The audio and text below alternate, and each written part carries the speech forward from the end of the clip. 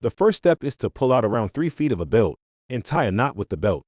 It is important to make sure you leave enough room to remove the belt end. Next, flip the belt end over so that the bottom side is facing up, then insert a screwdriver between the lock tab and the belt end. Once the lock tab is removed, you can slide the belt end off of the belt to complete the belt end removal. Before beginning the belt end replacement, it is important to flip the belt back over to ensure that the belt end is placed facing up when constructed. If you have a printed belt, you can easily determine the correct way to place the belt, as the message or image should be facing up. To replace the belt end, the first thing you want to do is insert the belt into the belt end. It is important to make sure the large hole on the belt end is facing upwards.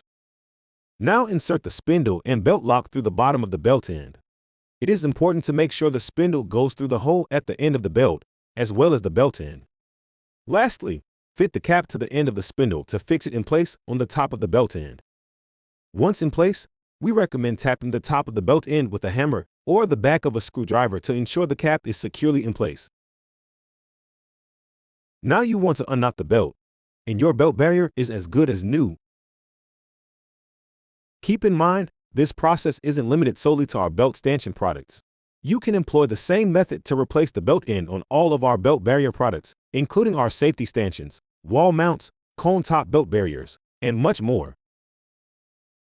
If you have any other questions, feel free to contact us or visit qsolutions.com for more info.